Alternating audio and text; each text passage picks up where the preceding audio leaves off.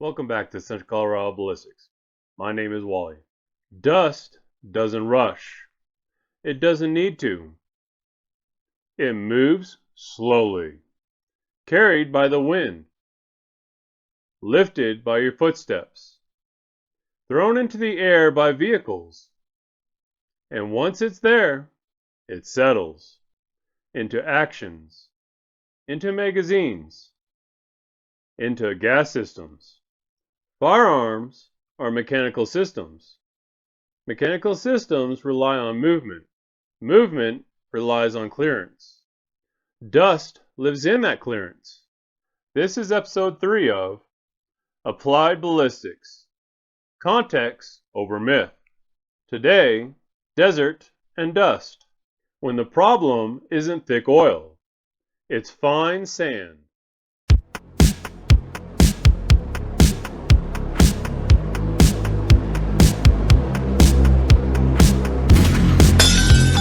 When we say desert conditions, we're not talking about warm weather alone. We're talking about particulate environments, fine sand, silica dust, dry soil particles suspended in air.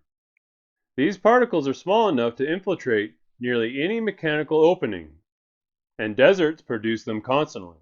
Wind lifts them, vehicles throw them, foot movement stirs them.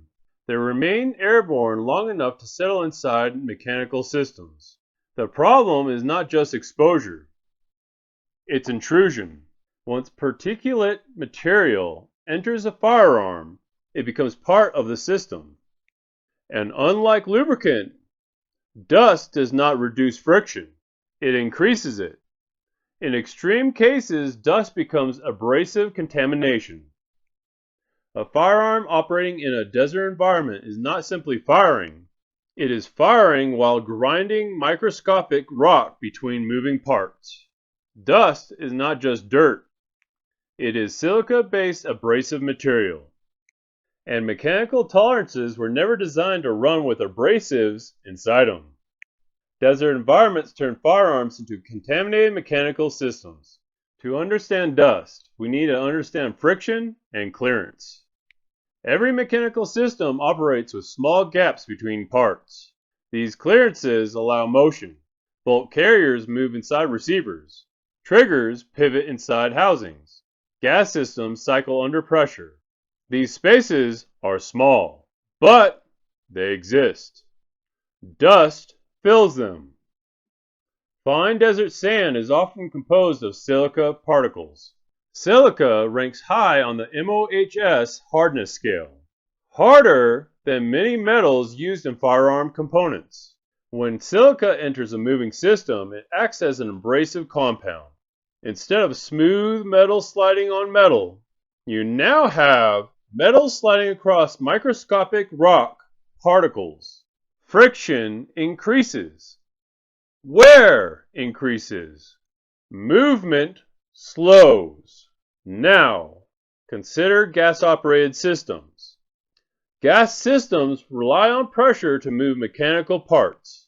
If resistance increases, the available energy margin shrinks. Eventually, the system may not cycle completely. Dust does not have to completely block a system to cause failure. It only needs to increase resistance beyond available energy. That's when malfunctions appear. Another factor is action design.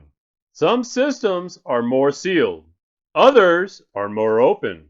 Open designs allow debris to enter easily. But they may also allow debris to exit more easily. Closed systems protect internal components. But once contamination enters, it may remain trapped. Dust changes the environment from clean mechanics to contaminated mechanics. And contaminated mechanics behave differently. A common explanation for reliability in dusty environments is the idea of loose versus tight tolerances. The argument usually goes like this. AK pattern rifles have loose tolerances. AR pattern rifles have tight tolerances. Therefore, AK may run better in sand. But mechanical tolerances are more complex than that. There are internal tolerances: bolt to carrier, carrier to receiver rails, locking surfaces, and there are external openings, magazine wells, ejection ports, charging handle channels. A firearm can have generous internal clearance and still be well sealed externally. Or it can be loose internally and wide open to environmental contamination.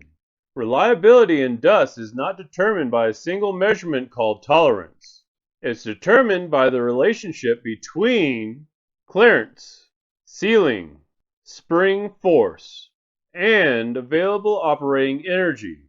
The myth survives because it reduces a complex mechanical system to a single variable. Real machines are never that simple.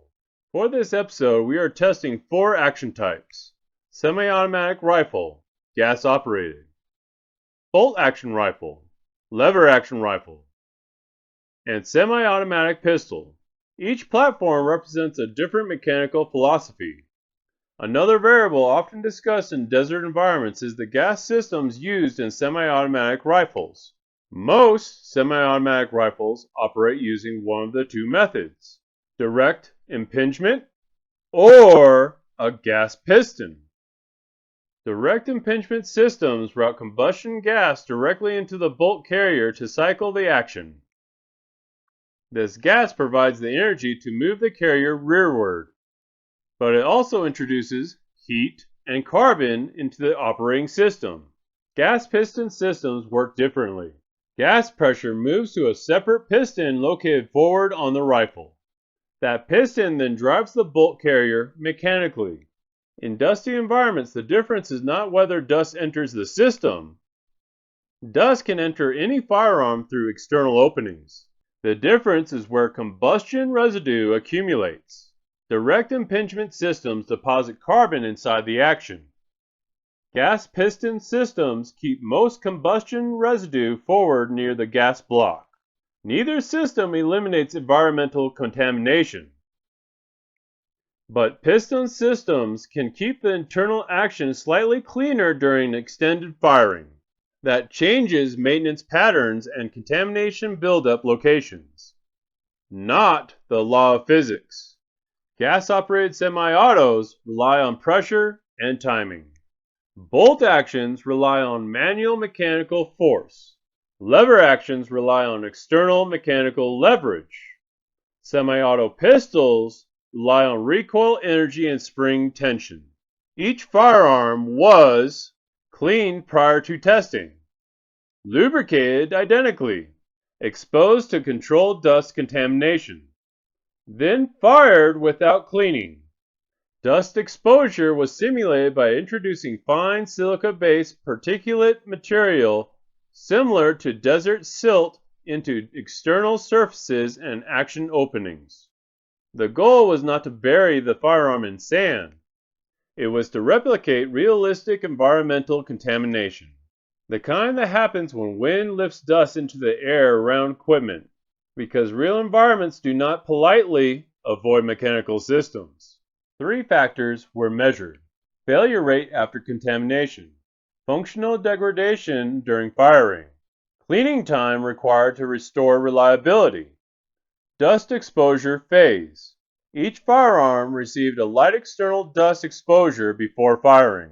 The goal was to allow particulate matter to enter natural openings. Actions were then cycled normally.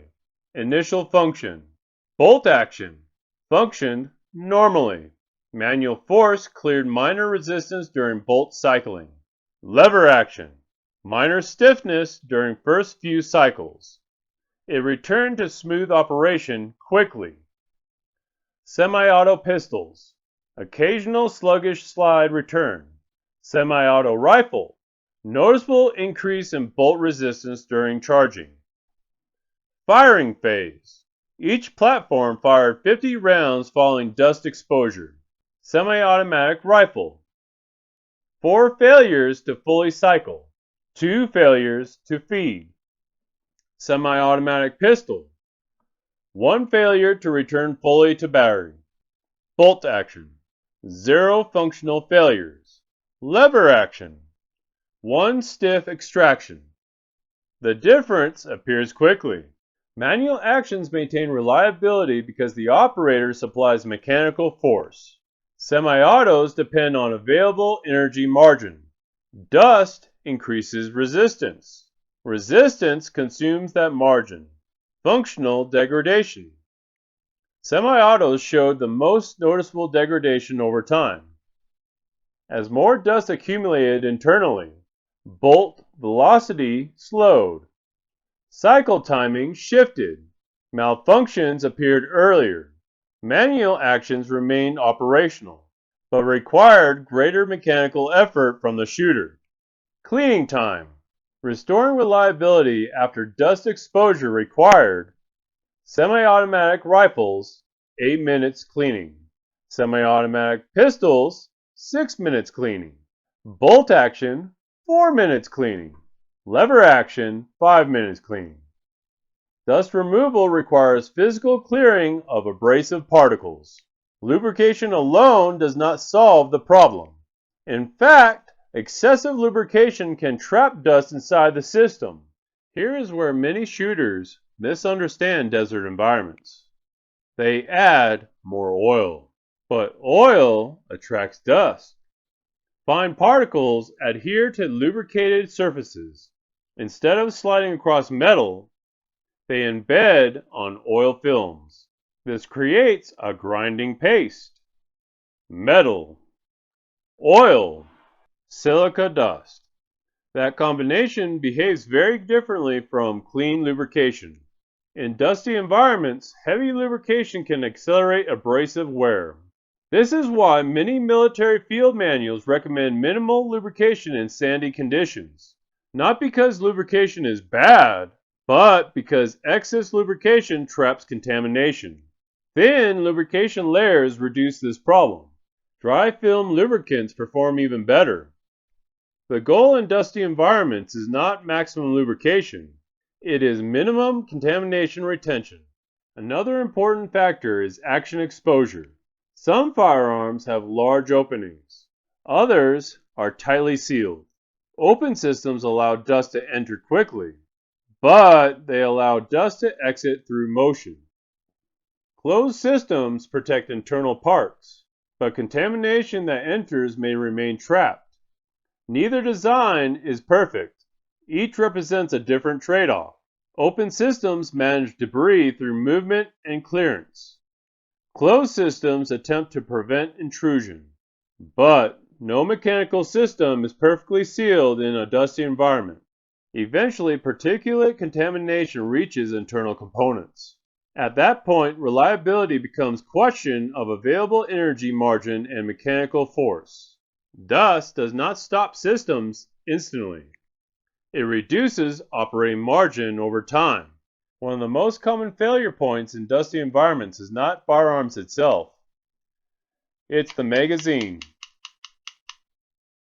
Magazines are partially open mechanical systems. They contain springs, followers, and exposed cartridges. Dust enters through the feed lips. It settles between cartridges, and it can bind the follower inside the magazine body. When this happens, the rifle may appear to malfunction.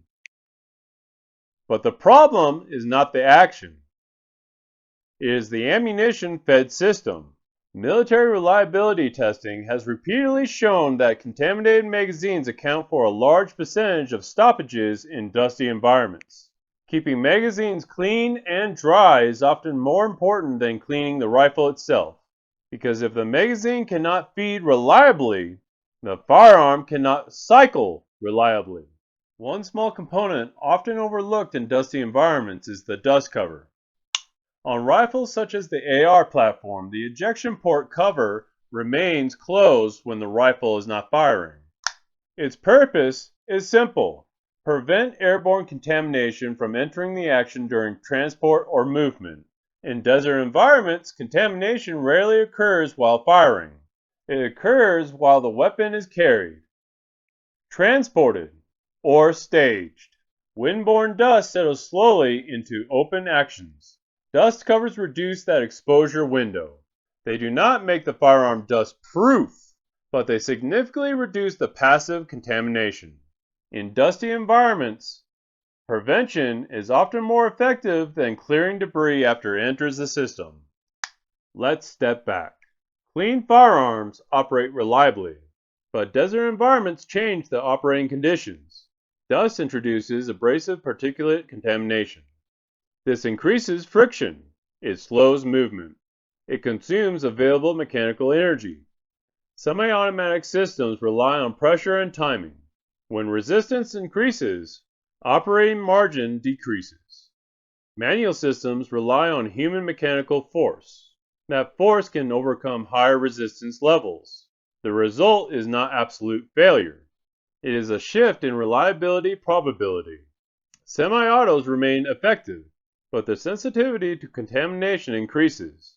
Manual systems maintain larger mechanical margins. That is not ideology. That is mechanical math. Dust rewards clearance. It punishes tight mechanical margins. Applied ballistics is not about preference. It is about understanding environment. In the next episode, the intermediate rifle debate, 5.56 versus 308. Not internet mythology. Real mechanical context. I'll see you there. Freedom secured, rights defended.